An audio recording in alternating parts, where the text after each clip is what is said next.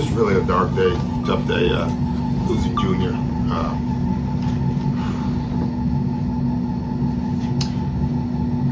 I've known Junior for probably, what am I, 60. I've known him since I was in college. You know, he was one of the guys, him and Quentin Buckner,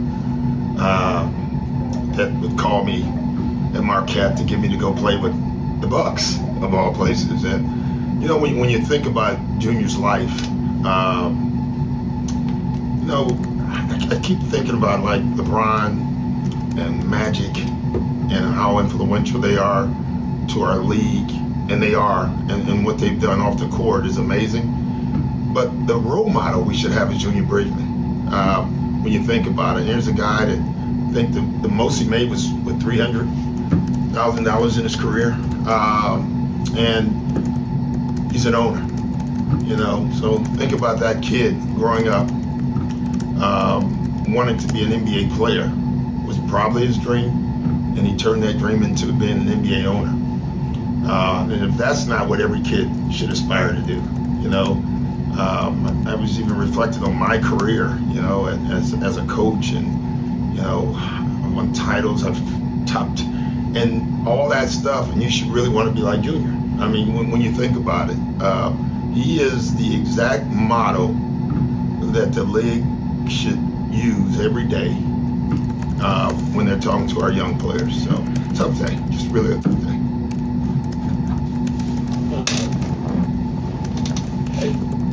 I guess when you kind of think through your time with him, is there, you kind of get this last chapter again, right? Yeah. Where he comes back. Yeah. What was that kind of like? To know him so young, and then also. Yeah, it's so different. You know, you know, in a day like this, I just reflect on me a lot too. I'm really blessed. Like, there's a lot of benefits for me coming back to Milwaukee that I didn't anticipate.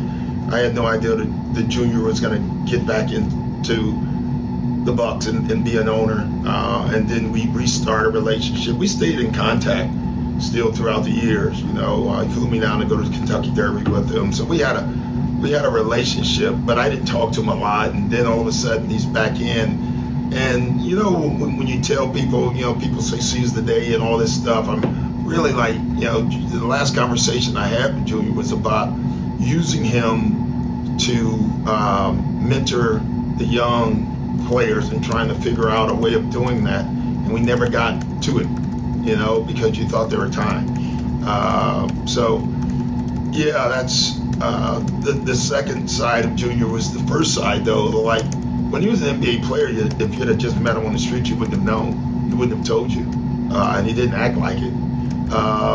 When he became a billionaire, you wouldn't have known, and he would not have told you, and he didn't act like it. You know, the word gentleman is like gentleman. That is as good as you can get with Junior. Thank you. For tonight's game, a lot of guys on the injury report. Yeah. I think Dave and Giannis probable. Are they? They're all good.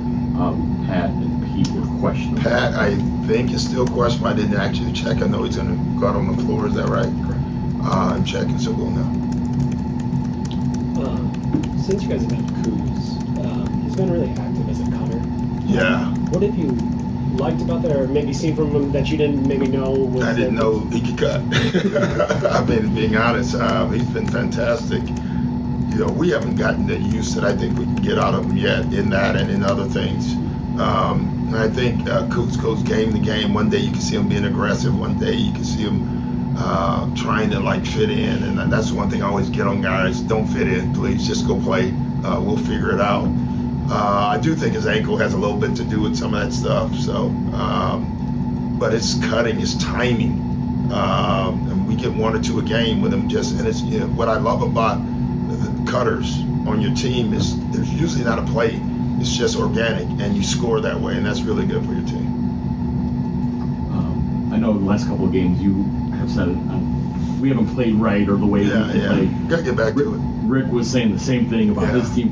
In your experience, when coaches kind of are feeling that way and obviously have communicated Yeah. that. What do you want to see? It happens to everybody. That's why I don't overstate it, and I don't want to make our practices gloom and doom and all that stuff. But it does happen. If you read the paper every game, especially this time of year for whatever reason.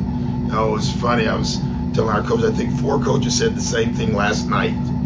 We didn't play right. We didn't deserve, because the coaches see the ending right now, and they're all thinking, like, we got to get it going. We got to get our rhythm going. And sometimes the players don't match up with that every night, And the other part is they're human. And that's the tough part. I wish they were not. I wish they were robots and they played perfect, but they don't. And we just keep teaching, keep showing them, keep tweaking, and that's what we have to do.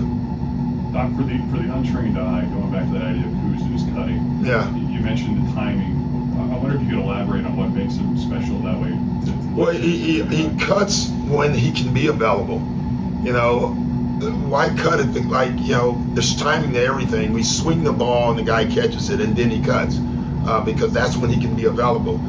There's guys, you see it all the time, they'll cut and the guy hadn't caught the ball. He's open, but no one has the balls in the air. Like, he has great timing with his cuts. He also really watches his defender.